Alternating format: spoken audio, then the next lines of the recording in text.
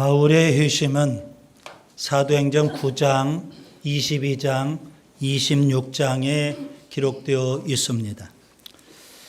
사울은 예수님을 믿는 사람을 감옥에 가두기 위해서 다메섹으로 가는 도중입니다. 그는 극적으로 예수님을 만나 회심하게 됩니다. 예수님은 태양보다 더 밝은 빛으로 사울에게 임하시고요, 사울을 만나 주십니다. 사도행전 9장 4절과 5절, 사울아 사울아 내가 어찌하여 나를 박해하느냐, 나는 내가 박해하는 예수라.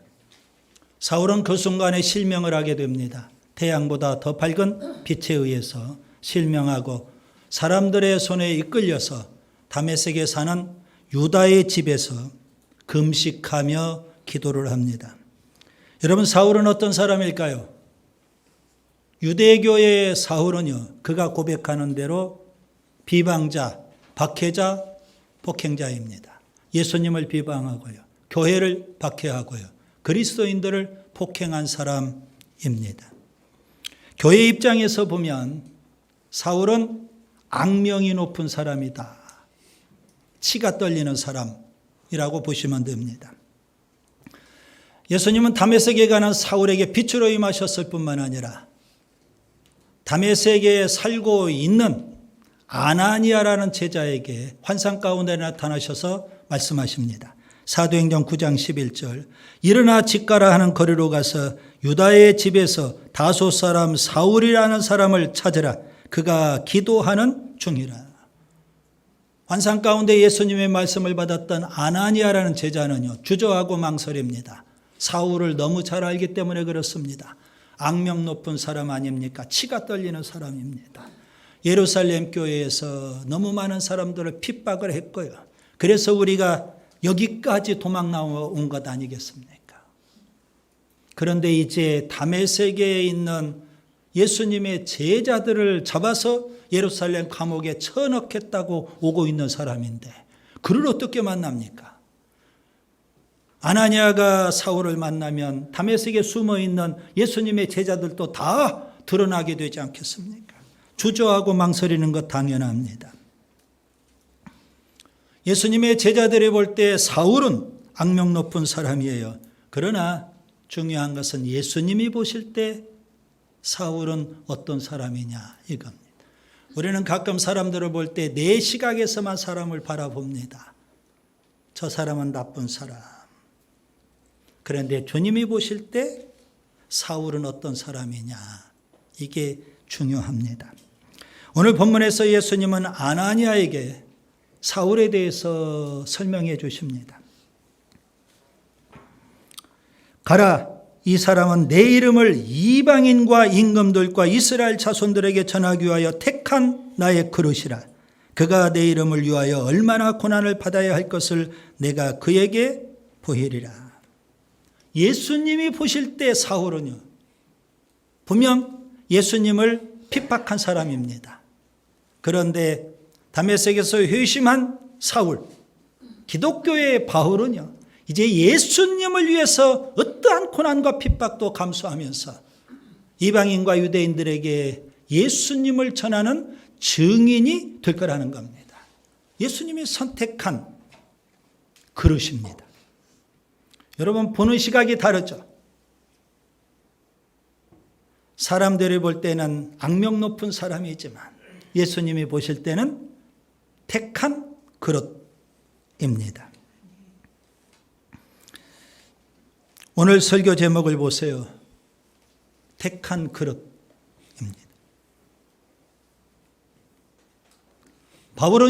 사울은요, 복음을 위해서 예수님께서 특별하게 선택하신 그릇입니다.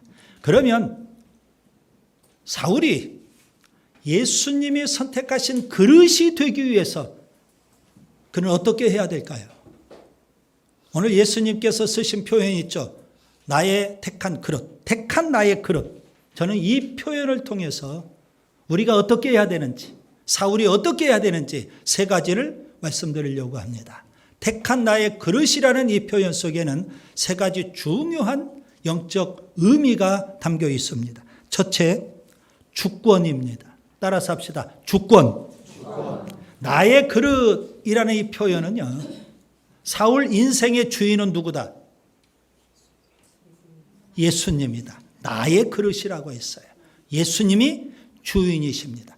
단순한 것 같지만 굉장히 중요한 영적 진리가 이 속에 담겨 있는 겁니다. 마치 고대 세계의 종은요, 노예, 종은 주인의 소유인 겁니다. 그의 생명도 그의 것이 아닙니다. 그의 소유도 그의 것이 아닙니다. 그의 인생도 그의 것이 아닙니다. 누구 거예요? 주인 것입니다. 예수님은 사울을 구원하신 구주이십니다. 뿐만 아니라 동시에 사울의 인생을 주관하시는 주님이 되시겠다는 말씀입니다. 여러분, 예수님을 우리가 구주로 믿고 구원받지 않았습니까? 이제 중요한 건 뭐예요? 예수님이 우리의 주님이 되셔야 하는 줄 믿습니다. 사울은요, 다메섹에서 예수님을 만난 이후 평생 그는 예수님의 종으로 살았던 겁니다. 예수님을 주인으로 인정하고 본인은 예수님의 종으로 살았어요. 로마서 1장 1절, 그가 로마서를 쓰면서 이런 고백을 합니다. 예수 그리스도의 종 바울, 예수 그리스도의 종 바울, 이렇게 표현합니다. 신앙생활을 할 때 예수님의 주권을 인정한다는 것, 굉장히 중요한 믿음입니다. 예수님을 구주로 믿고 또 주님으로 믿는다고 입술로는 얼마든지 고백을 해요. 그런데 그 사람의 삶 속에 정말 예수님을 주님으로 믿고 있는지, 예수님의 주권을 인정하며 사는지 심히 의심스럽습니다. 사울은요, 다메섹에서 예수님을 믿은 이후 그는 평생 남은 생애 동안 예수님의 주되심, 주인되심, 그리고 본인의 종됨 뿐만 아니라 한 걸음 더 나아가 본인은 교회의 종까지 되었다고 그렇게 고백을 합니다. 고린도후서 4장 5절, 우리는 우리를 전파하는 것이 아니라 오직 그리스도 예수의 주 되신 것과 또 예수를 위하여 우리가 너희의 종된 것을 전파함이라. 다윗을 보세요.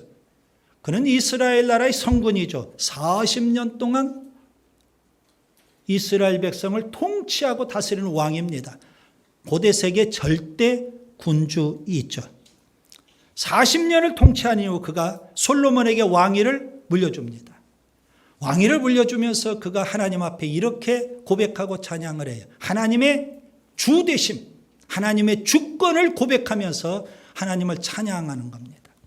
역대상 29장 11절, 여호와여 위대하심과 권능과 영광과 승리와 위엄이 다 주께 속하였사오니 천지에 있는 것이 다 주의 것이로소이다.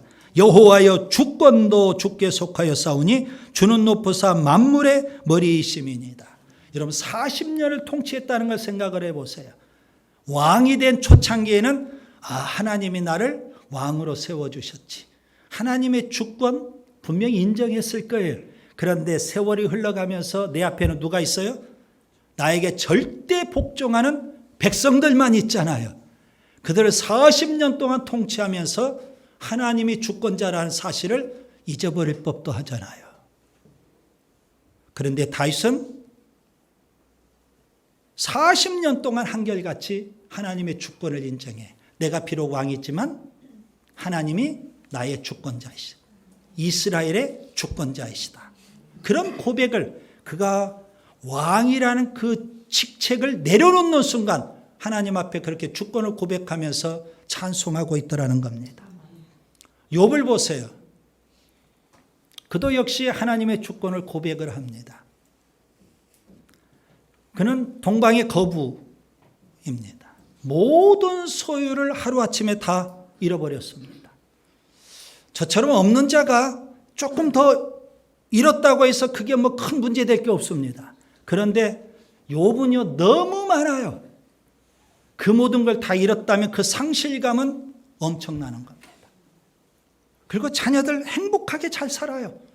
그런데 모든 자녀들이 하루아침에 참사를 당해서 다 죽어버렸습니다. 모든 재산 다 잃고요. 자녀들까지 다 죽고요. 세상에 이런 일이 어떻게 일어날 수 있겠습니까? 그런데 욥은 하나님을 전혀 원망하지 않아요. 하나님의 주권을 고백하면서 찬양을 드립니다. 욥기 1장 21절 내가 모태에서 알몸으로 나와 싸운즉 또한 알몸이 그리로 돌아가올지라. 주신 이도 여호와시오 거두신 이도 여호와시오니 여호와의 이름에 찬송을 받으실지니이다.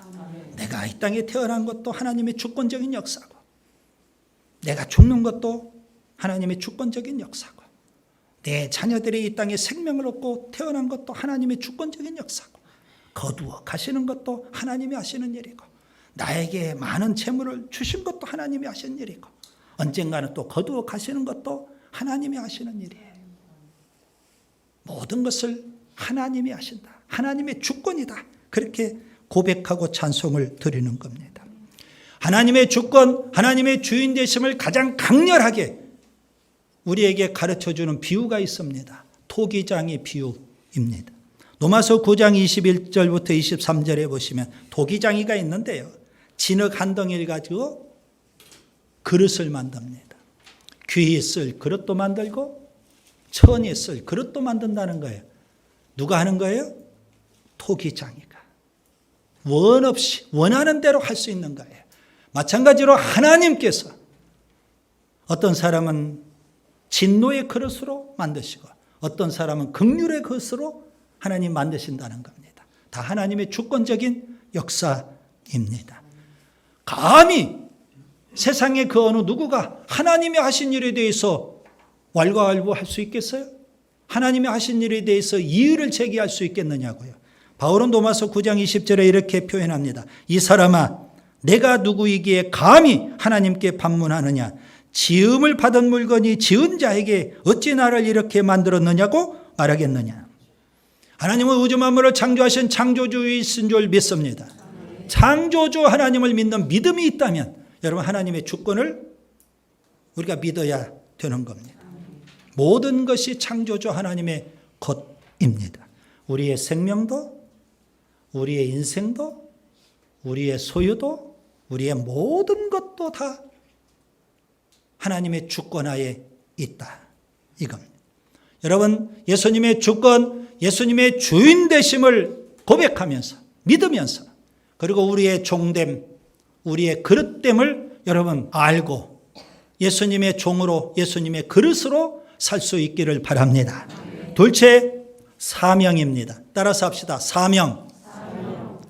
예수님이 사울을 그릇으로 삼으셨다, 택하셨다. 이 말씀은요, 사울에게 사울이 감당해야 될 사명이 있다. 그런 의미입니다. 사울은 다메섹에서 예수님을 만날 때 그는 두 가지 질문을 던졌다 말씀을 드렸죠. 참 중요한 질문입니다. 반드시 우리가 던져야 될 질문입니다. 첫 번째 질문은 신앙을 위한 질문입니다. 사도행전 22장 8절 주님 누구시니까? 내가 믿는 예수님이 누굴까요? 여러분 스스로 질문을 던지시고 스스로 고백하실 수 있어야 됩니다. 예수님은 그에게 말씀하십니다. 나는 내가 박해하는 예수라. 여러분 그리스도인의 신앙의 대상은 예수님이십니다. 그 예수님께서 어떤 분이신지 우리가 믿음으로 고백할 수 있어야 되고 그 예수님이 우리를 위해서 해주신 일이 무엇인지 우리가 깊이 깨달아 알아야 되는 줄 믿습니다. 마태복음 16장에 예수님은 빌립보 가이사랴 지방에 가십니다. 그곳에 아주 거대한 우상의 신전이 있어요. 성지순례 가면 반드시 가는 곳이죠. 그곳에서 예수님은 제자들에게 두 가지 질문을 던지십니다. 하나는 사람들이 나를 누구라 하느냐, 여론을 묻는 질문입니다. 또 하나의 질문은 너희는 나를 누구라 하느냐, 신앙을 묻는 질문입니다. 예수님이 우리에게 질문을 던지시기도 하고 또 우리가 스스로 질문을 던져봐야 됩니다. 내가 믿는 예수님은 누구냐? 베드로는 이렇게 고백을 하죠. 주는 그리스도시요 살아계신 하나님의 아들이시니이다. 사울이 던졌던 두 번째 질문은 사명을 위한 질문입니다. 사도행전 22장 10절 주님 무엇을 하래이까? 예수님은 이 질문에 대해서 이렇게 대답하십니다. 일어나 다메섹으로 들어가라. 내가 해야 할 모든 것을 거기서 누가 이르리라. 왜 예수님은 사울을 선택하셨을까요? 단지 사울을 구원하시기 위해서요? 사울은요, 예수님께서 맡겨주신 고유한 사명이 있어요. 그 사명 때문에 사울을 그릇으로 선택하신 겁니다. 사명이 있거든요. 그 사명을 예수님은 아나니아를 통해서 깨닫게 해주시는 겁니다. 사울에게. 사울이 예수님께 던졌던 질문, 그 질문을 아나니아를 통해서 지금 대답하고 계십니다. 그래서 아나니아에게 사울을 찾아가라, 그렇게 말씀하시죠. 사도행전 22장 14절 15절 우리 조상들의 하나님이 너를 택하여 너로 하여금 자기 뜻을 알게 하시고 그 의인을 보게 하시고 그 입에서 나오는 음성을 듣게 하셨으니 내가 그를 위하여 모든 사람 앞에서 내가 보고 들은 것의 증인이 되리라. 예수님은 사울이 예수님의 증인이 되도록 하시기 위해서, 증인이라는 사명을 맡기기 위해서 사울을 선택하셨고요. 사울을 그릇으로 택하셨고요. 그리고 이방인의 사도로 삼으신 줄 믿습니다. 오늘 본문을 자세히 관찰해 보세요. 사울의 사명이 담겨 있습니다. 예수님은 아나니아를 통해서 사울이 감당해야 될 사명을 이렇게 설명하십니다. 사울은 예수님의 이름을 위해서 고난을 많이 받을 거다. 예수님을 이방인과 유대인들에게 전할 사람이다. 그래서 내가 그를 특별히 선택한 그릇으로 삼았다. 이겁니다. 사울은 그 사명을 깨달아 알았어요. 그는 갈라디아서 2장 8절에 자기의 사명을 이렇게 고백을 합니다. 예수님께서 베드로는 유대인의 사도로 삼으셨고 나는 이방인의 사도로 삼으셨다. 이렇게 고백을 합니다. 그가 한참 선교하면서 사명을 감당하고 있을 때요. 그의 선교가 최고 절정에 이를 때, 열심히 사명에 살 때, 그때 그는 이런 고백을 해요.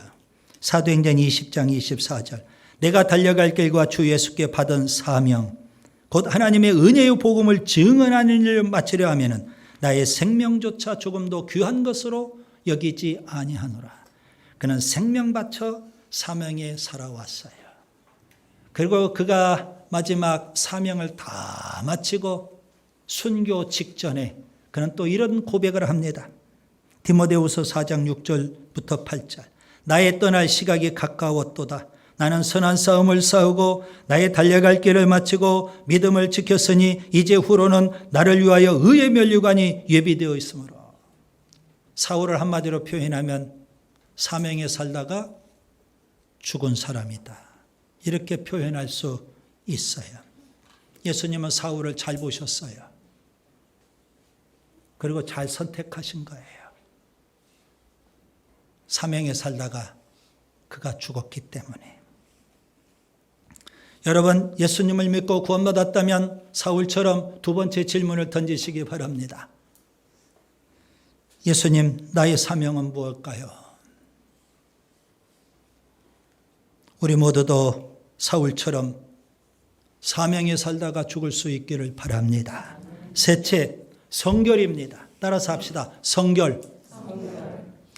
사울은요, 예수님이 소유하신 그릇이죠. 예수님의 주권. 또 예수님이 사용하시는 그릇입니다. 사명. 그렇기 때문에 그는요, 거룩하고 성결하게 살아야 합니다. 그는 훗날 영적 아들인 디모데, 사명자가 아들 같은 디모데에게 그 사명자죠. 이렇게 교훈을 합니다. 디모데후서 2장 20절부터 21절에 보면 그릇 비유를 말씀해 줍니다. 큰 집에는 금그릇, 은그릇, 나무그릇, 질그릇이 있다는 겁니다. 주인이 귀하게 쓰는 그릇도 있고 주인이 천하게 쓰는 그릇도 있다는 겁니다. 자기를 깨끗하게 하면 주인이 쓰시는 귀한 그릇이 된다. 이게 바로 바울이 디모데에게 준 그릇 비유의 교훈입니다. 자기를 깨끗하게 하면 귀하게 쓰는 그릇이다. 그런데 대부분 많은 사람들이 이 비유를 오해합니다. 잘못 이해하고 해석을 해서 받아들이고 있는 겁니다.